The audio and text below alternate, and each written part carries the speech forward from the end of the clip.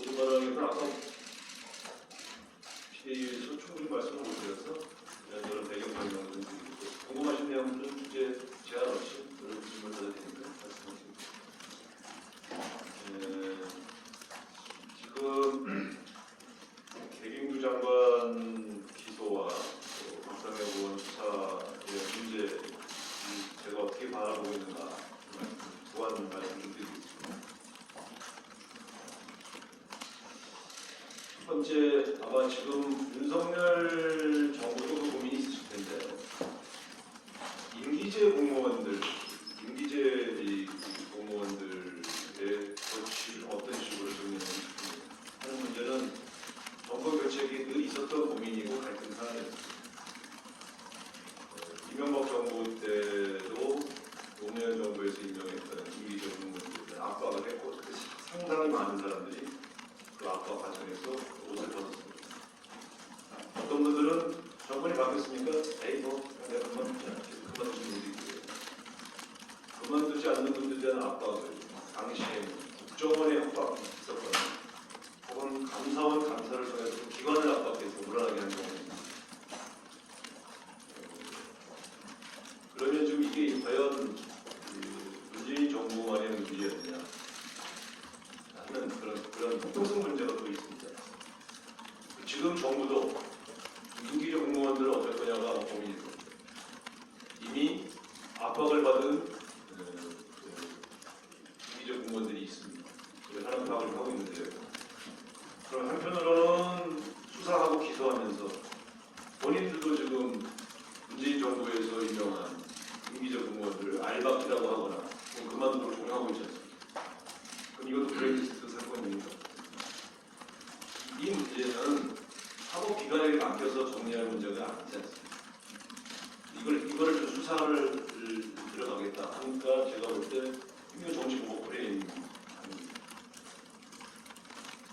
박상혁 의원이 인사수석실 행정관으로 있으면서 했던 일들 언론 보도에서도 다루고 있습니다만 여기서 그치지 않고 윗선으로 번질 것이다 라고 예고하고 있습니다.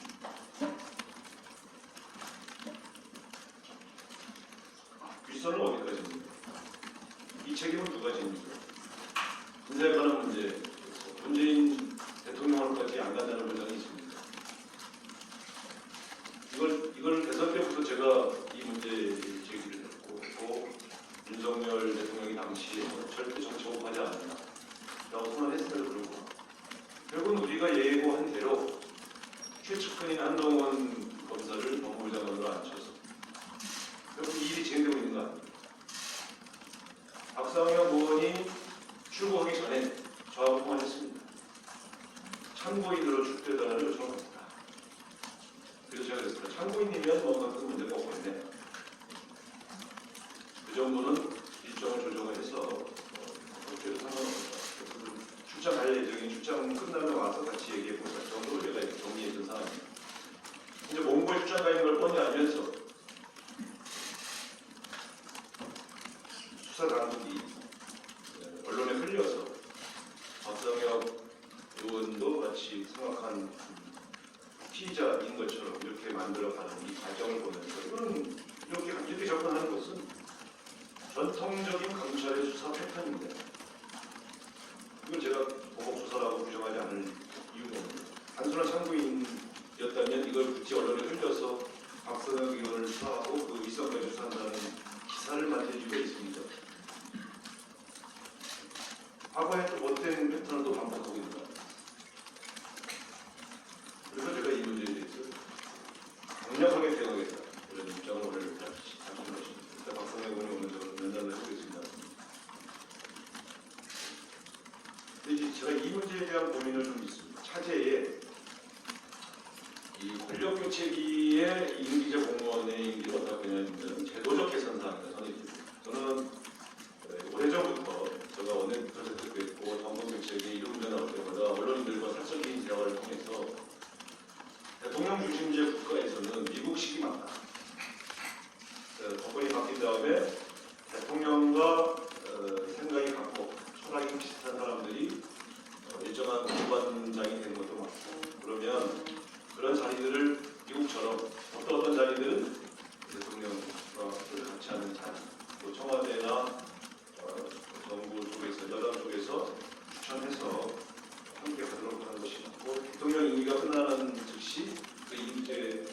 멈춰서 그 임기를 종료시키고 그 다음 정부가 들어설 때도 그 다음 정부의 생각과 철학을 정책으로 구현할 수 있는 분들이 산하기관에 장이하는 것이 맞다. 저는 그렇게 생각합니다. 이건 제도 개선 사항이지 이게 왜 사업처리 대상입니다. 그래서 제가 이건 저희 종합이 좀 어렵다 이런 말씀을 드립니다. 그래서 저는 이 문제에 대해서는 검찰의 수사를 중단하고 여야가 머리를 맞대서 임기제 공무원의 임기를 어떤 식으로 조정하는 게 좋을지 가령 예를 들면 정권 시작할 때 2년 6개월 하고 중간에 1년 6개월 한 번 더 다시 다른 사람을 임명해서 5년 임기를 맞춰서 두 번의 인사를 통해서 임기제 공무원의 임기를 대통령의 임기와 맞추는 그런 제도 개혁이 필요한 거 아니냐 이런 생각을 가지고 있습니다. 이게 합리적이지 않겠습니까? 만약 지금처럼 이 블랙리스트 논란으로 대통령의 철학과 노선을 같이 하려고 하는 분들을 임명하려고 하는 이런 시도가 불법이라면 형식 논리죠. 그리고 낙하산 인사도 다 불법입니다. 왜냐하면 원래 공공기관의 장이나 임원들을 임명하는 절차가 법으로 다 정해져 있습니다. 시행령을 내는 경우도 있고 내규를 내는 경우도 있습니다. 어쨌든 그런 규칙들 다 위반이죠. 눈 가리고 아무 아닙니다. 정권이 바뀔 때마다 낙하산 몇 명이냐, 회전문 인사다 이런 거 계속 반복할 이유가 있습니다. 그 사람을 공식화하고 대통령제의 특성상 어떤 자리들 대통령 서로 같이 하는 사람들 인사검증을 해서 내려보내려고 하고 형식 절차를 받더라도 이런 고도의 정치행위 대통령의 인사 행위를 다 법적인 문제 잣대로 잘 되는 것에 대해서 저는 동의하지 않습니다. 이 얘기를 제가 꼭 말씀드리고 싶었습니다. 그래서 저는 이 문제에 대해서는 만약 계속 수사가 진행된다면 야당 차원에서 대책기구를 만들어서 강력하게 대응해야죠. 이런 말씀을 드리겠습니다. 그 맥락을 좀 이해해 주십니다. 다른 사람들은 질문 있으시면 갑자기 네. 한국일보 문진국 기자인데요. 대책기구를 꾸린다고 말씀하셨는데 어떤 형태로 구성을 하실 거고 언제까지 꾸리실 거고 좀 어떻게 좀 대응을 하시겠다는 구체적으로 설명 부탁드립니다. 저는 오늘 방향만 말씀드리기 때문에 구체적인 것을 당내 문제를 통해서 발표하도록 하겠습니다. 네, 다른 소속사 상황을 말씀해 주시고 질문. 다음 시작해. 잠깐 마이크.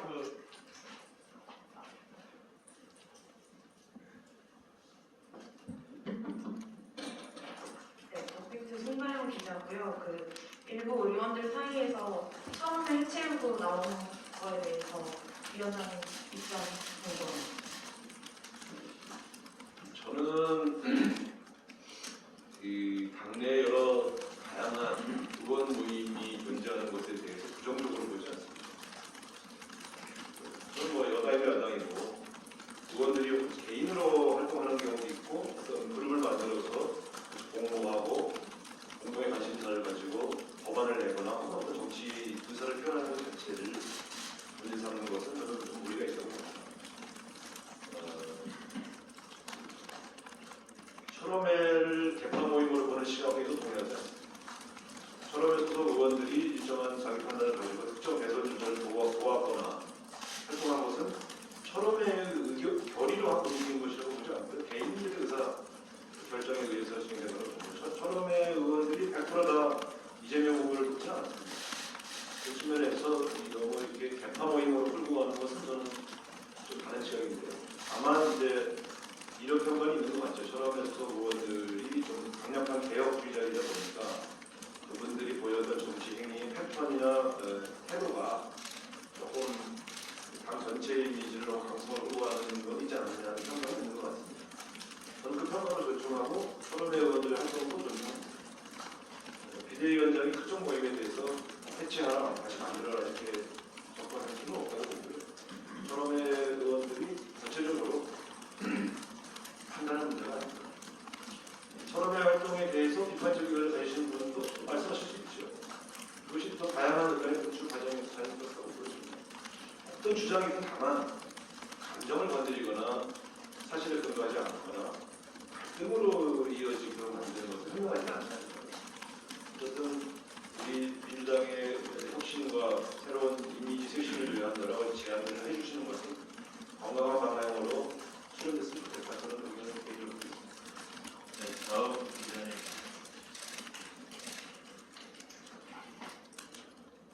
네. 네, 저는 그 미디어 오늘의 조현호 기자입니다. 간단하게 세 가지만 좀 여쭤봤으면 하는데요.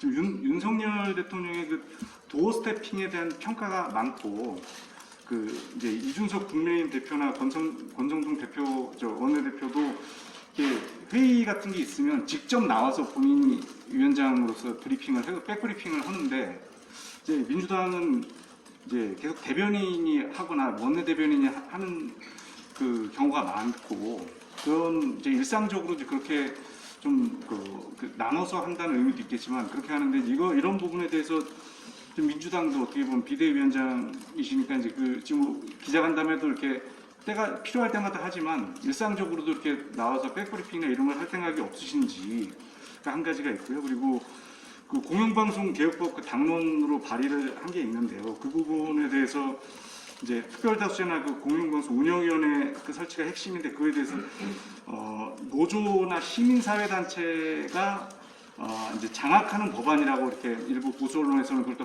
반대하는 비판의 목소리가 있는데 그 부분에 대한 입장과 이제 향후 추진 일정을 좀 설명 부탁드렸으면 하고요. 그리고 현안과 관련해서 그 문자 폭탄과 팬덤 정치에 대해 해소 방안에 대해서 여쭤보고 싶은데요. 지난번에 기자간담회에서 그 직접 주도하는 사람을 만나보겠다는 말씀도 혹시 하셔서 그 사람이 누군지 실체가 어떤지 어떤 그런 사람들이 어떤 위치에서 어떤 위상을 갖고 있는 사람들인지도 그거를 이제 파악하고 이렇게 말씀을 혹시 하시는 건지 또 파악한다면 그분들과 대화로 해결할 수 있는 사안인 건지 그런 부분이 좀 궁금합니다. 간단하게 세 가지가 아닌데 한 가지씩 같습니다. 저는 이제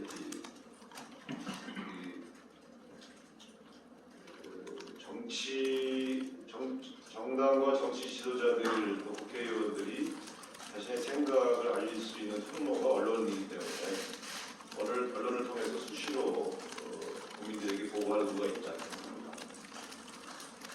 근데 저 개인적으로는 솔직히 이제 복도를 걸어가거나 이동하다가 갑자기 마이크를 들이대거나 갑자기 질문이 들어오는 방식의 백브리핑이 건강한가? 저는 사실 그렇게 되지 않습니다. 오히려 이런 형태의 언론인들의 요청이 있으면 언제든지 기자들과의 대화를 통해서 수시로 대화하고 그걸 통해서 여러 가지 생각들을 보고하는 방식이 더 옳겠다 이 말씀을 드려서 제가 보통 과거에 제가 원내대표할 때도 정례 기자간담회를 늘 했고요. 또 관심자들이 막 집중적으로 전화가 오면 아예 다 모여서 공개적으로 늘 말씀드리는 사람들 좋아하죠.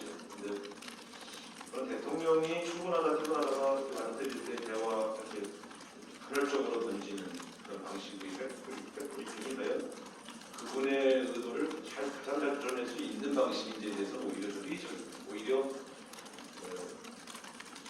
문재인 대통령 시절에도 언론에서 그런 비판을 했습니다만 자주 기자간담회를 공식적으로 갖고 본인의 생각과 구상을 소상하게 설명하는 기회를 자주 갖는 것이 정상적인 게 아닌가. 이 백브리핑이라는 방식을 보면요, 불리한 주제가 나오면 피하고 자기가 하고 싶은 얘기만 던지고 가는 방식의 백브리핑이 과연 진정성이 있는가 이런 점에서 사실 언론과 정치권 권력의 관계에 있어서 오히려 저는 저런 방식의 백브리핑에 언론들이 활용되고 있다 이런 의식이 훨씬 강합니다. 불리한 주제는 말씀 안 하시잖아요. 그런 건 좀 확실하지 않다고 보거든요. 그런 측면에서 저는 언론과의 만남의 방식을 개선할 필요가 있지 않습니다. 그런 문제의식을 좀 가지고 있고요. 저희 당은 그래서 제가 가능한 한 여러분이 요청하면 늘 전화도 드리고 또 이렇게 기자간담회를 통해서 한꺼번에 여러분들의 관심 챙겨드리려고 합니다. 그래서 제가 사실은 일요일날은 보통 정기 기자간담회 할 생각이고 비상식이니까 궁금하신 얘기 많으니까 필요하면 주중에도 이렇게 시간 될 때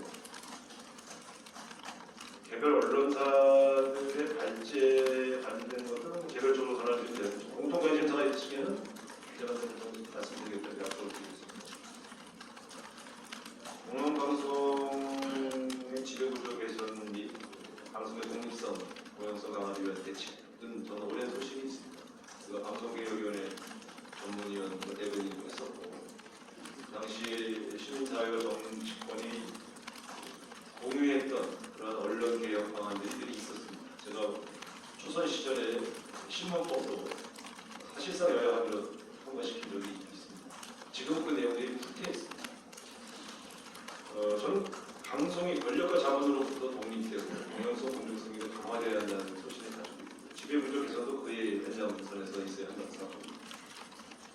지금도 그 소관 상임에서 그 주장을 계속 해왔고 문재인 정부에서도 이 문제에 대하여서 열의를 가지고 추진하지 않았습니다. 다만 정권이 방송에 조금 개입지 않겠다는 의지는 분명히 지킨 것으로 확인됩니다만 제도 개선으로 약속한 것들을 지키지 못한 것은 저는 분명히 있다고 생각합니다. 개인적 소신으로 말씀드리자면 이 문제, 제가 2개월짜 비대위원장은 내가 어떻게 책임질 수 있을지는 모르겠습니다만 제 개인적인 소신은 그래서 들었습니다. 물자투산, 팬덤 정치. 저는 이 기저에 팬덤 정치가 나쁜다고 생각하지 않고요. 또 당원들이 문자를 통해서 의원들에게 자신의 견해를 전달하는 직접 민주주의 정치의 긍정적 측면이 분명히 있습니다. 저도 어떤 내용을 보다 보면 이런 측면이 있겠구나 라는 것을 지켜드릴 때가 있거든요. 다만 이제 이재명 의원께서 호소한 것처럼 이 과정이 욕설이나 분열적 언어, 증오의 언어를 쓰지 않으면 좋겠다 하는 소망을 감춘다 했던 것이죠. 제가 일요일에 기자간담회에서 수박 발언을 했더니 저한테 문자로 수박이 100통 배달이 됐습니다. 그럴 수 있죠. 제가 그때 말씀드린 것은 주로 앞에 그 전제가 있었습니다. 주요 당직자나 국회의원들은 이런 거 쓰지 말아야 이렇게 형 당원들한테까지 강요한 것은 아니지 않습니다. 근데 이제 형 당원들은 불편하셨던 모양입니다. 그런 용어를 썼던 경험이 있던 당원입니다. 일단 주요 정치권 인사들이 이런 개파 갈등을 부추기거나 상대방을 증오의 언어로 규정하지 말아라는 부탁을 한 것이었고요. 이 용어에는 수박만 있는 것이 아니고요. 그동안 있었던 무슨 이재명 후보를 겨냥했던 무슨 이상한 한 글자짜리 단어도 있지 않습니까? 다 해당되는 거죠. 제가 이해를 수박 못한 것이지 사실은 주요 인사들은 조심해달라는 것. 형 당원들도 가능하면 너무 격렬한 증오의 언어를 쓰지 않고 건강한 토론을 했으면 좋겠다는 이런 정도의 부탁으로 이해해 줬으면 좋겠습니다. 그것은 지금도 일관되고 지난 일요일에 기자간담회에서 말씀드렸던 내용 일관됩니다. 그래서 이 지나간 대선 과정, 경선 과정에서 있었던 여러 갈등들이 지금까지 이어져 가는 것이 바람직하냐? 지금도 저한테 오는 문자의 상당수는 과거에 저쪽은 어떻게 했는데 왜 그건 얘기하지 않냐? 저쪽은 이렇게 했는데 왜 얘기하지 않냐? 이런 문제들이 많이 들어오고 그 마음의 심정을 다 이해하지만 지금 그런 것을 따지다 보면 결국은 우리가 새로운 극복할 수 없는 것이죠. 그런 것들을 좀 호소되었고요. 당원들의 의사를 건강한 의사 표현을 어떻게 수용해서 그것을 어떻게 당의 에너지로 만들 거냐 하는 고민을 좀 지금 하고 있습니다. 그래서 이거를 지금 당원 게시판을 개선할 거냐 아니면 온라인 구조의 당원들의 의사 통보를 어떻게 만들 거냐 하는 고민들도 중요한 과제 중에 하나라고 생각하고요. 그러나 이제 우리가 이 팬덤 정치 안에 갇혀 있으면 또 전체 국민의 의사를 수렴하는데 그 어려움이 있기 때문에 팬덤 정치는 팬덤 정치대로 건강하게 문화를 개선하도록 하고 거기에만 갇혀져 있지 않고 전체 국민들의 의견을 어떻게 수렴할 거냐 하는 문제도 우리 주요 과제 중에 하나죠. 그래서 거기서 답을 드릴 수 없습니다. 지속적으로 우리가 고민하고 대화를 시도하고 개선해갈 수 있는 인간적으로 같이 공유하는 문제라고 봅니다. 가능하시면 기자 한 분당 하나의 질문 여러분들에게 기회가 들어갈 수 있도록요. 이렇게 주시면 고맙겠습니다. KBS 송남편인데요. 어제 직접 제안도 하셨는데 사자회견 관련해가지고 지석주가 일단 거절을 했었는데 지금 상황이 변동된 상황이잖아요. 지금 국회 부분이 넘어온 상황인데 화물연대 파업과 관련해서는 국민의힘 쪽에서는 3년 평가가 충분하지 않았으니 일본제를 좀 더 연장하자고 이쪽에 좀 더 두 개가 실려 있는 것 같고 민주당은 일본제를 아예 폐지하자는 입장이었던 것 같은데 그게 좀 혹시 협의 가능성이 오늘이라도 혹시 뭐 같이 뭐 회동할 가능성이라든가 인정 가능성이 좀 있는지 여쭤보셨습니다. 글쎄 뭐 제가 제안한 걸 이준석 대표가 바로 거절을 하셨기 때문에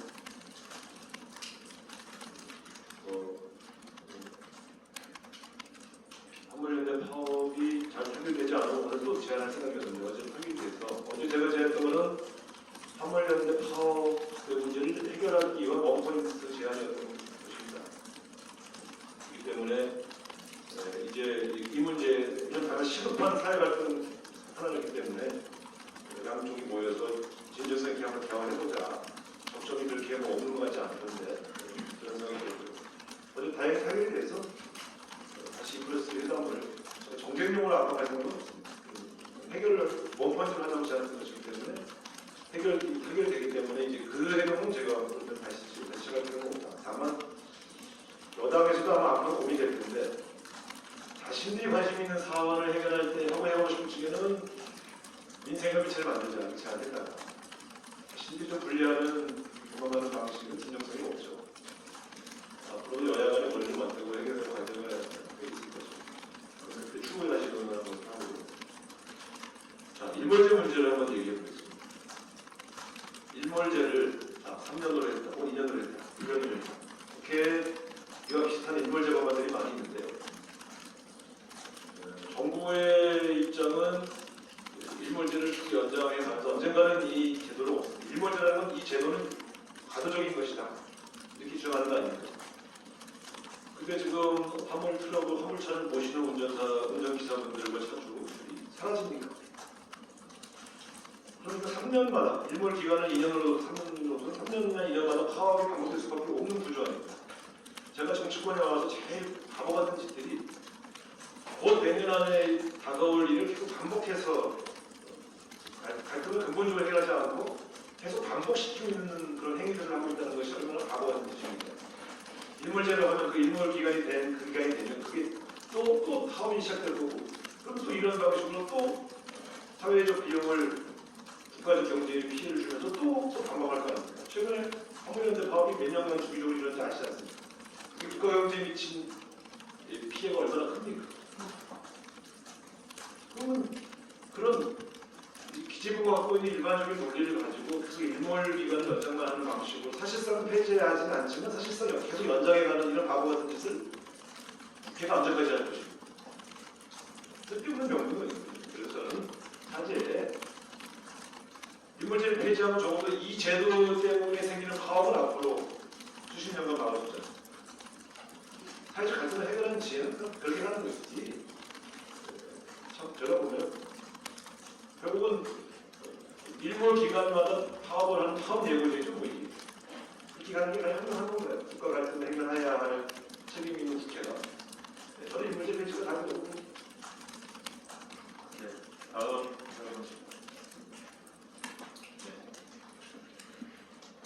네, 저 문화일보 이은지 기자라고 합니다. 지금 오늘도 토론회가 3개나 열렸는데요. 지금 각 초선 재선 의원님들 이제 개별적으로 대선과 지선 평가가 좀 이루어지고 있는데요. 사실 이번 비대위의 가장 큰 그 팀 중에 하나도 대선, 지선 평가일 텐데 구체적으로 좀 어떻게 평가 계획이 마련된 건지 그리고 워크숍에서도 이러한 내용이 다뤄질지 궁금합니다.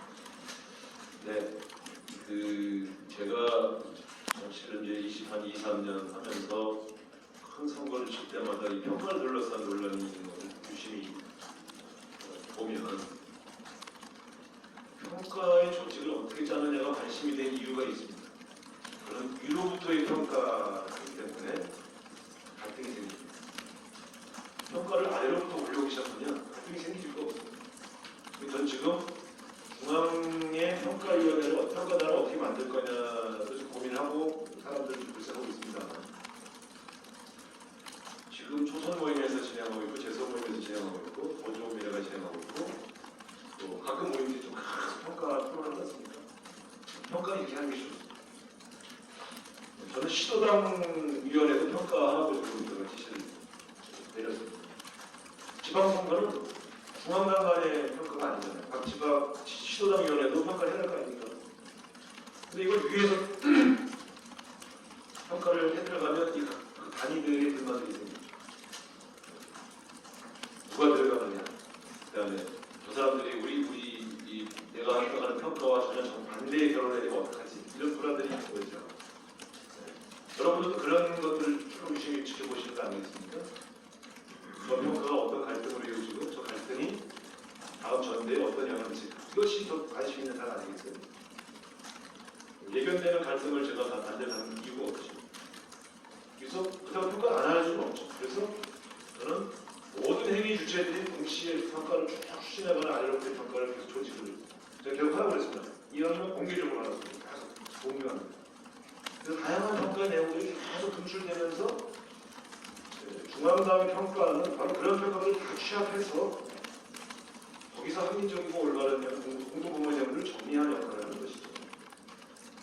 그래서 저는 뭐 지금 각급 단위가 매우 다양한 평가를 다 진행하는 것을 매우 긍정적으로 저는 보고 있습니다. 더 했으면 좋겠어요. 더 많이. 그리고 왜냐하면 한 번 평가 토론회에서 끝낼 리가 없거든요. 1시간의 평가 토론회에서 다 해결될 리가 없지 않습니까? 그래서 이렇게 외부 인사를 데려서 쓴소리도 듣고 또 의원들도 토론하시고 그래서 바람직하게 그리고 워크숍에서 이것도 다 분출시키도록 할 장을 제가 만들기 위해서 이번 워크숍은 정책 토론을 위한 워크숍이 아니고요. 우리 당에 있는 모든 현안을 다 털어놓고 의원들이 토론하게 만들기 위해서 제가 조직을 했습니다. 이번에 워크숍은 정책 워크숍이 아닙니다. 정치 워크숍입니다. 그리고 본인 토의하는 소그룹도 약간 견해를 달리하거나 지난번에 다른 대선 후보를 지지했던 분들을 다 쪼개서 분위 토론을 만들고 상임위별로 만들지 않습니다. 그렇게 해서 그분들끼리 한번 신선하게 대화할 기회를 만들어드립니다. 그렇게 해서 한번 서로 깊은 대화를, 신선한 대화를 한번 해야 이 당이 한번 더 달라지죠. 네. 또 다른 기자님. 네, 뉴시스 여성준 기자입니다. 그 실무적인 질문이긴 한데 그러면 그 워크숍에서 나오는 내용들이 중요할 것 같아서 이제 언론에 공개되는 식으로 진행될지 아니면 비공개로 진행하고 결과를 브리핑해 주시는 쪽으로 진행될지 좀. 언론에 공개를 하면 의원들이 발언이 유출되잖아요. 신탄의 계기적으로 나와서 다 카메라 세우고 얘기하겠습니다. 그래서 의원 워크숍은 가능한 비공개로 진행을 하고 나온 내용들을 다 여러분들이 전달해 드리는 거죠. 그날 결론을 뭐 이렇게 인사 말씀 공개해요. 그래서 저 아마 의원들이 활발한 토론 내용들을 다 공개할 거냐는 문제이기 때문에 어차피 여러분들의 취재를 통해서 공개되지 않겠습니까? 혹시 그걸 뭐 막을 필요가 있겠습니까? 그러나 이제 공개라고 하면 일부 당원들의 공격과 이런 것들을 두려워해서 제대로 말 못할 수도 있고 신뢰하는 대화가 어렵겠습니까? 어떤 의원이 어떤 얘기를 했다는 것을 100% 다 공개하기 좀 어려울 텐데요. 조금 나와서 큰 컨셉들과 그 의미들 공개하는 그 브리핑하는 쪽으로 가지 않을까 싶습니다. 이날 무슨 결론을 내리기 위해서 하는 게 아닙니다. 모여서 왜 결론 내리지 않았는지 쓰지 말아주십시오. 취지는 결론을 내리는 게 아니라 신태한 대화의 장을 만들겠다. 그것이 목표입니다. 네, 다음 기자님. 마이크. 위원장님, 그 박상혁 의원 그 조사를 계기로 이게 결국 윗선 수사가 될 것 같다라고 이제 예상하셨는데 결국 그러면은 지금 현재 국회에 있는 문재인 정부 청와대 인사들에 대해서도 좀 보호를 한다던가 아니면 함께 대책을 마련하는 게 필요할 것 같긴 하거든요. 그런 구체적인 계획이 있으십니까?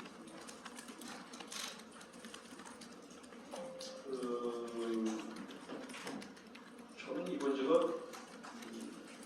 문재인 정부 때 청와대에 근무했던 사람들만의 문제를 치부하는 민주당이 이선을 쓰고 있습니다.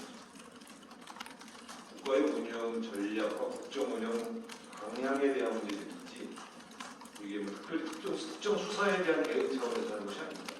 그렇기 때문에 뭐 특별히 문재인 정부 때 참여했던 인사들을 중심으로 기부를 짜고 그럴 생각을 해요. 내가 특정 수사를 막으려고 이렇게 하는 게 아닙니다. 아까 제가 길게 말씀드린 배경을 들어보시면 저는 이런 방식의 국정 운영이 초기부터 시작되면 이거 뭐 이명박 정부 시즌 2죠. 그 결과가 어떤지 아시지 않습니까? 네, 여기 사진에 걸려 계신 우리 불행한 발표를 연상시키지 않겠지만 양간과 약속했던 분이 이제 시작을 하고 있는 거 아닙니까? 아니 박사명 의원이 지시했겠습니까? 혼자서? 다 알잖아요. 뭐 하겠다는 겁니까? 제가 자꾸 분노하는 이유가 이거예요. 눈 가리고 아무 아닙니다. 박사명 의원을 데려와서 그러면 그 다음에 유서를 어떻게 할 겁니까? 그럼 그 인사의 총책임을 누가 지는 겁니까? 뻔히 얘기해야 되는 거 아닙니까? 순서가. 그래서 제가 이러지 마라. 이거는 단순히 문재인 정부 때 청와대에 근무했던 사람 누구의 문제가 아니지 않습니까? 국정 운영을 이렇게 해서 국정 주도권을 수사를 통해서 주겠다고 하는 국정 운영의 방향을 잡은 것 같은데 제가 이 문제를 제기하는 것은 그렇게 하지 마시라. 인생을 챙기고 국가에게 다가오는 경제 위기를 잘 극복하기 위한 정책에 몰두해야지 국정 운영의 패턴을 보고과 뭔가 이런 쪽으로 움직여가는 것이 반전하겠냐. 이거 되게 소모적 갈등이 반복될 텐데. 그래서 제가 그 얘기를 하고 있는 것이거든요.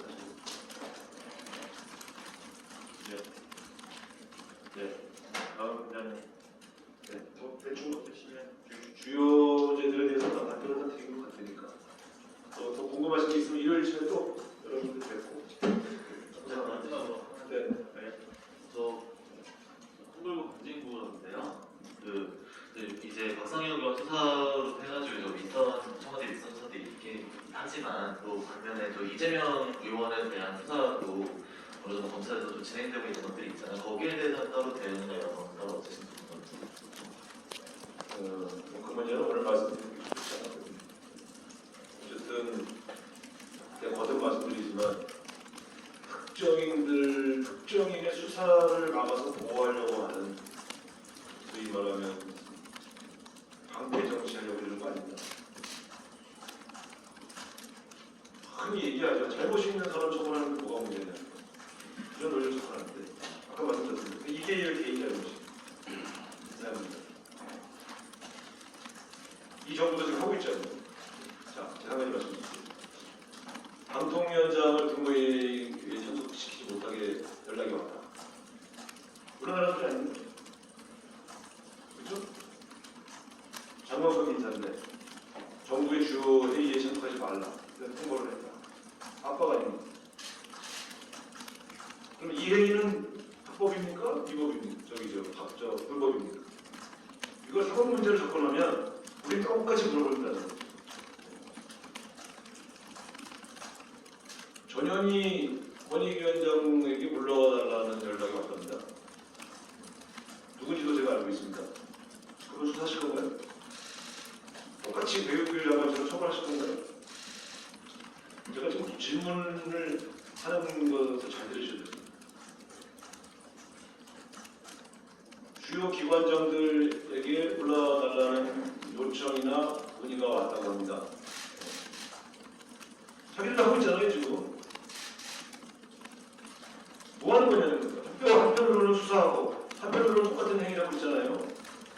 이게 지금 말이 되냐는 얘기죠. 그러니까 이 제도를 바꾸겠다는 게 아니라 정치 보복 수사로 저는 보는 거예요. 지금 제도 개선 사항이라고 말씀드린 게 그런 취지입니다. 그거 관련해서 한 가지 그 연장해서 좀 여쭤봤으면 하는데요.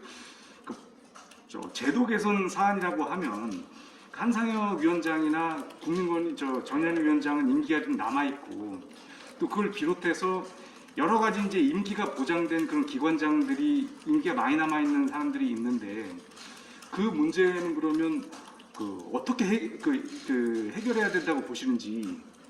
그거를 계속 그러니까 이제 임기를 보장해야 되는 것인지 아니면 뭐 사안에 따라서 임기를 보장하지 않는 사람만 어떤 그런 대상만 이렇게 나눠가지고 해야 될지 이게 딱 부러지지 않을 것 같아가지고. 곤란하지 않습니다. 그건 여야가 머리를 맞대고 케이스 바이 케이스로 해결할 문제죠. 근데 이거는 계속 지금의 이 시스템을 놔두면 정권이 바뀔 때마다 반복될 수밖에 없는 사안이다. 이 얘기를 말씀드린 것이고요. 지금 어떤 자리가 임기가 남아 여기는 뭐 때문에 여기서 이렇게 물어보시면 제가 어떻게 답변드리겠습니다. 네, 감사합니다. 하셔야 돼. 말씀하세요. 네.